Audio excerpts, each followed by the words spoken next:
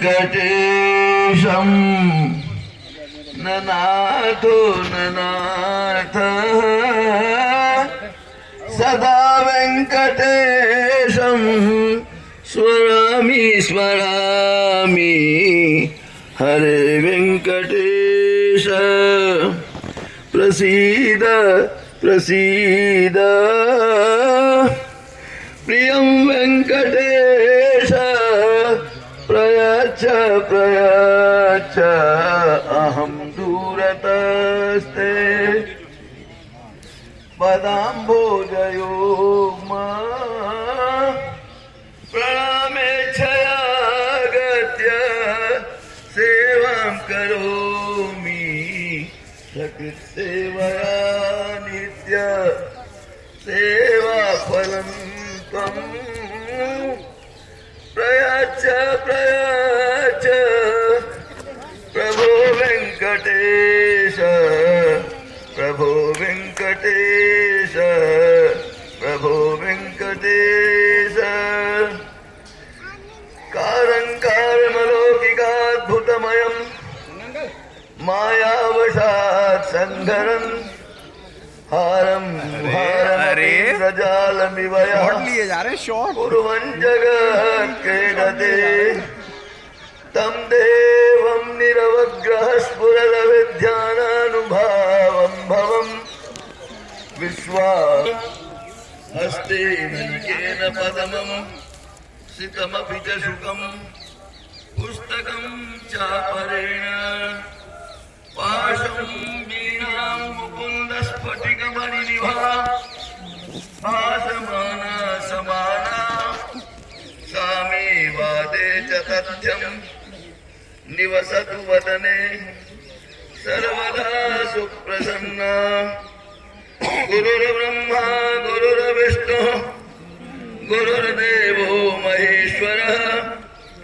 गुरुः साक्षात् परब्रह्म तस्मै श्री गुरवे नमः मुशल विशेषः तदनन्तरमभवद् गुरुरेशः भजयति राजं भजयति राजं भजयति राजं भववीरो लक्ष्मीनाथ समारम्भाम् नाथयामुनमध्यमाम् अस्मदाचार्यपर्यन्तां वन्दे गुरुपरम्पराम् वन्दे गुरुपरम्पराम् वन्दे गुरुपरम्पराम् अखिल कोटि ब्रह्मांड नायकाः परात्पराः परब्रह्मस्वरूपाः योगेश्वरेश्वर लेने के लिए अपने गुरुजी के पास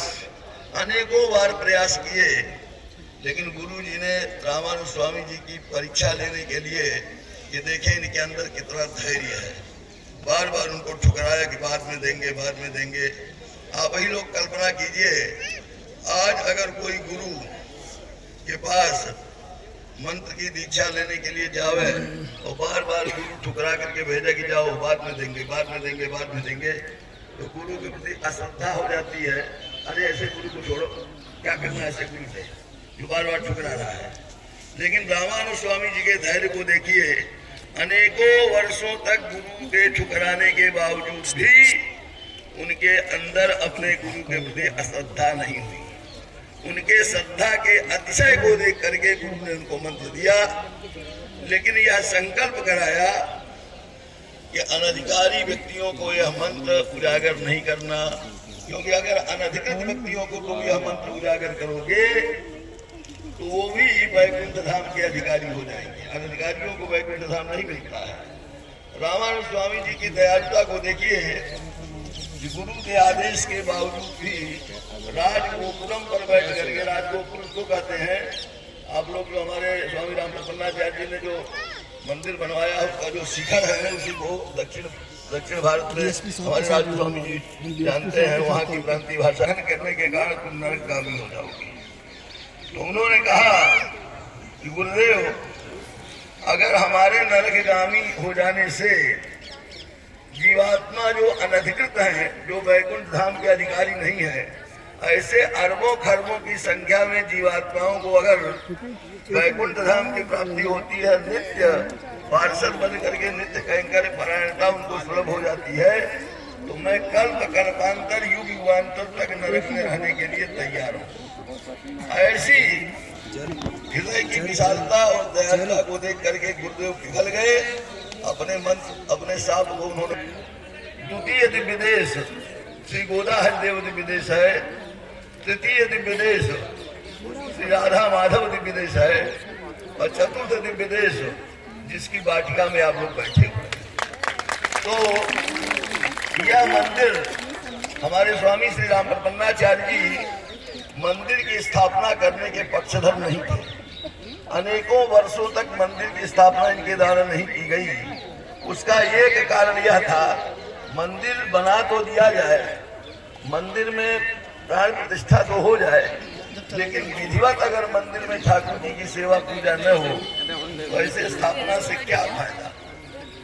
कई वर्षों तक लोगों के प्रयास करने के बावजूद भी हमारे स्वामी जी ने मंदिर बनाने का नहीं सोचा, लेकिन गोदा हरिदेव दिव्य देश के त्रिपाद विभूति प्राप्त वैकुंठवासी जी और स्वामी श्री देवनारायणाचार्य जी के समझाने पर आपने मंदिर बनाने की योजना बनाई। यद्यपि अवतारी के रूप में हमारे श्री संप्रदाय में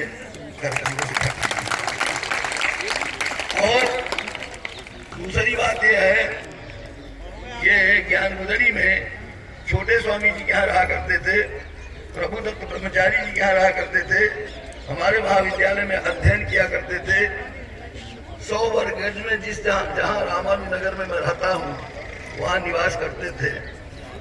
इनके